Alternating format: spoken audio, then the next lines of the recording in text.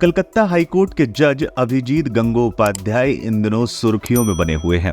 Justice Abhijit Gangopadhyay ने मंगलवार को कलकत्ता हाईकोर्ट के न्यायाधीश के रूप में इस्तीफा दे दिया है। गंगोपाध्याय अब सियासी पारी शुरू करने जा रहे हैं। उन्होंने कहा कि 7 मार्च को वो बीजेपी में शामिल होंगे।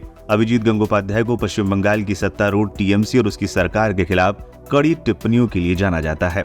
जस्टिस गंगोपाध्याय पश्चिम बंगाल में टीचर भर्ती घोटाले की सुनवाई से जुड़े थे।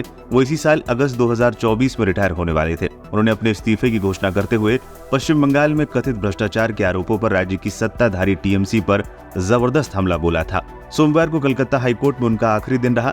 मंगलवार को उन्होंने राष्ट्रपति को अपना इस्तीफा भेज दिया। पिछले दिनों ही उन्होंने कहा था कि वो बड़े मैदान में जाने वाले हैं।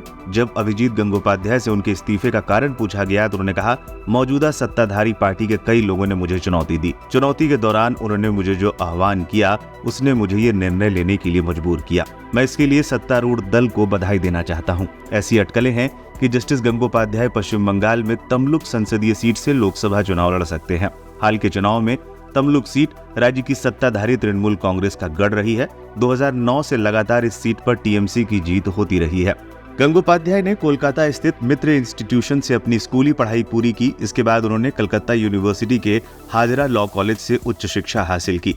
इसके बाद गंगोपाध्याय ने उत्तर दिनाजपुर जिले में पश्चिम बंगाल सिविल सेवा में बतौर ए ग्रेड अधिकारी अपना करियर शुरू किया था। हालांकि थोड़े समय बाद जिले में जारी भ्रष्टाचार के खिलाफ आवाज उठाते हुए नौकरी से इस्तीफा दे दिया था। इस्तीफे के बाद अभिजीत गंगोपाध्याय ने कलकत्ता हाईकोर्ट में वकालत शुरू कर दी। उन्होंने 10 साल तक वकील के तौर पर काम किया।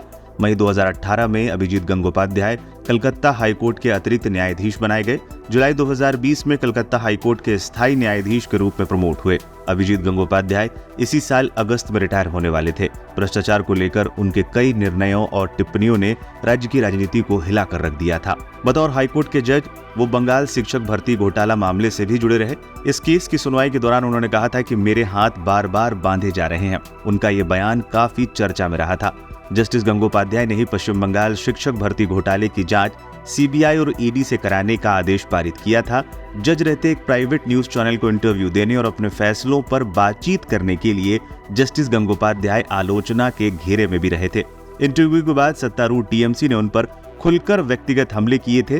तत्कालीन टीएमसी प्रवक्ता कुणाल घोष ने जस्टिस गंगोपाध्याय को जज पद से इस्तीफा देकर राजनीति में शामिल होने और चुनाव लड़ने की चुनौती दी थी। देश के चीफ जस्टिस डीवाई चंद्रचूड़ ने न्यायमूर्ति अभिजीत गंगोपाध्याय के इंटरव्यू देने पर बिना उनका नाम लिए कहा था, न्यायाधीशों का काम लंबित मामलों पर साक्षात्कार देना नहीं होना चाहिए।